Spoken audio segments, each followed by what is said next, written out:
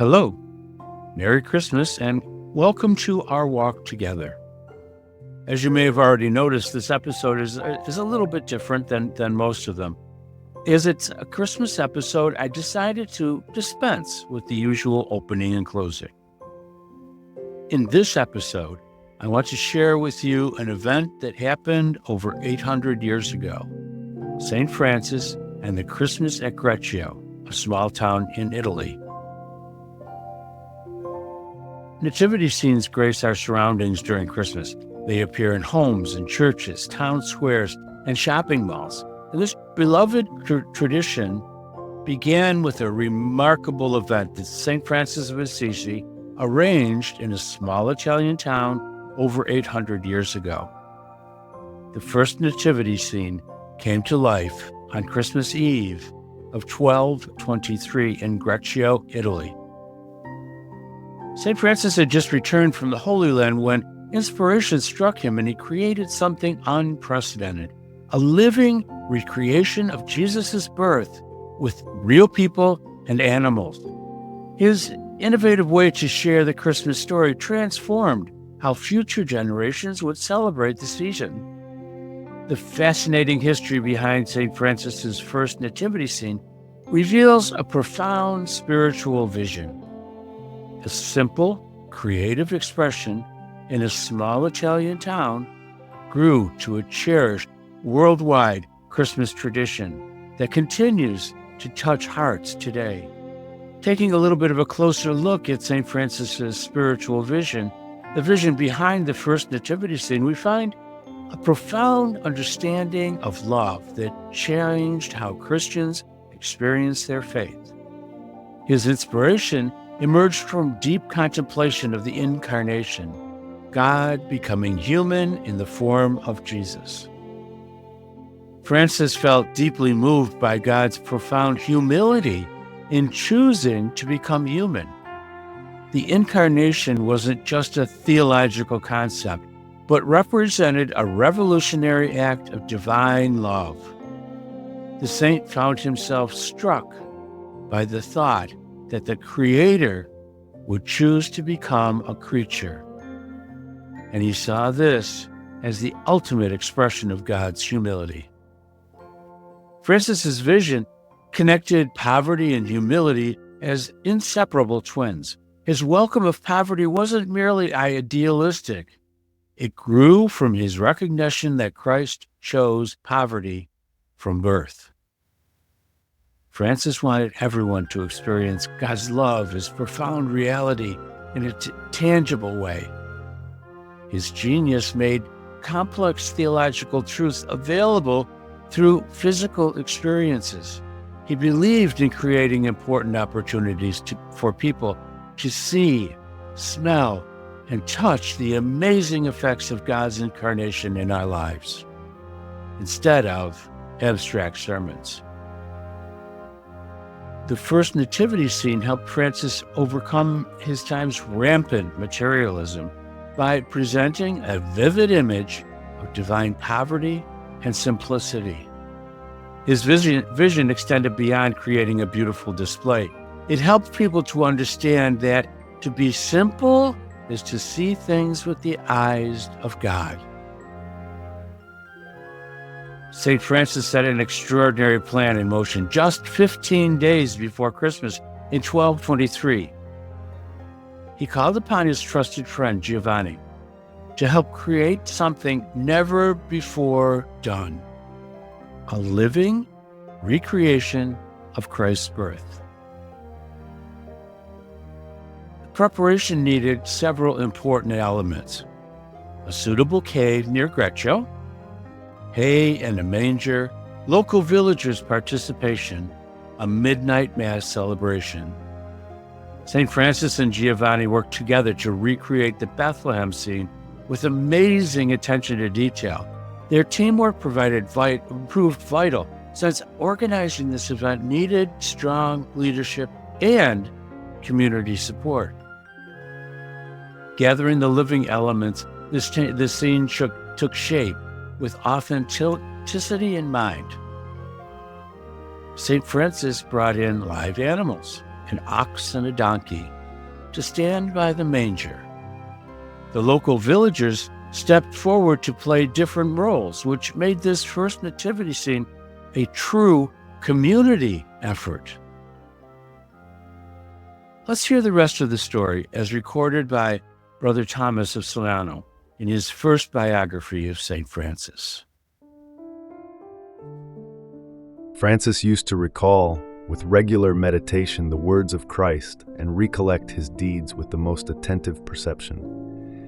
Indeed, so thoroughly did the humility of the Incarnation and the charity of Passion occupy his memory that he scarcely wanted to think of anything else. We should note then, as a matter worthy of memory and something to be recalled with reverence, what he did 3 years prior to his death in the town of Greccio, on the birthday of our Lord Jesus Christ. There was a certain man in that area named Giovanni, who had a good reputation but an even better manner of life. Blessed Francis loved him with a special affection because, despite being a noble in the land and very honored in human society, he had trampled the nobility of the flesh under his feet and pursued instead the nobility of spirit. As usual, Blessed Francis summoned Giovanni to him some 15 days before the Lord's birthday.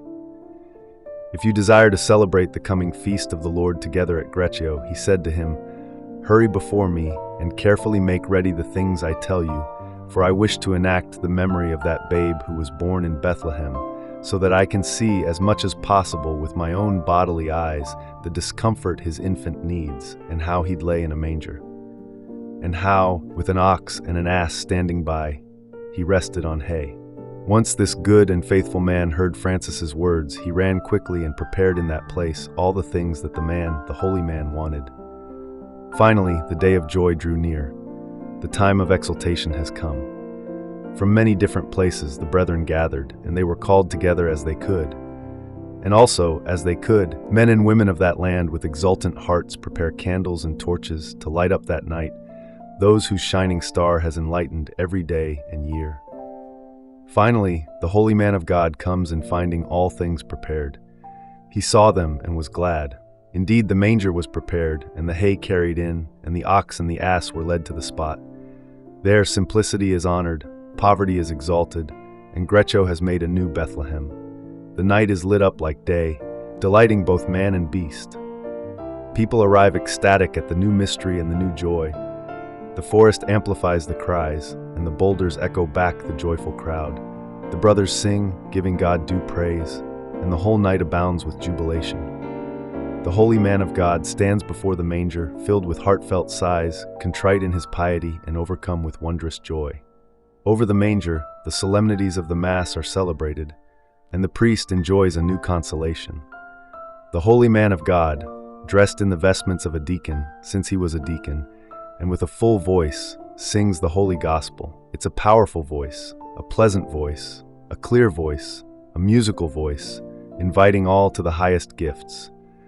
And then he preaches to the people standing around him and pours forth sweet honey about the birth of the poor king in the poor city of Bethlehem, moreover, burning them with excessive love. He often calls Christ the babe from Bethlehem, and whenever he means to call him Jesus, saying the word Bethlehem, in the manner of a bleating sheep, he fills his whole mouth with sound, but uses expressions of Jesus, or bees of Bethlehem, tasting the word in his happy palate and savoring the sweetness of the word. The gifts of the Almighty are multiplied there, and a virtuous man sees a wondrous vision, for the man saw a little child lying lifeless in the manger. And he saw the holy man of God, approach the child and waken him from a deep sleep. Nor is this vision unfitting, since in the hearts of many, the child Jesus had been given over to oblivion. Now he is awakened and impressed upon their loving memory, his own grace through his holy servant Francis. At length the night's solemnities drew to a close, and everyone went home in joy.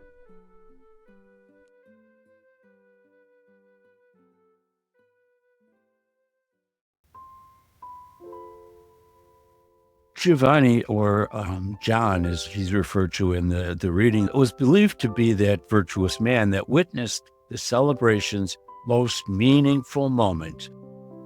Beautiful infant appeared in the manger, and St. Francis held it with tender care. This first living nativity started a tradition that spread throughout Europe and now exists worldwide. St. Francis's groundbreaking nativity scene in Greccio started a movement that would revolutionize Christmas celebrations worldwide. The tradition spread faster across Europe, with decades after that first live nativity in 1223 spread of the nativity across Europe.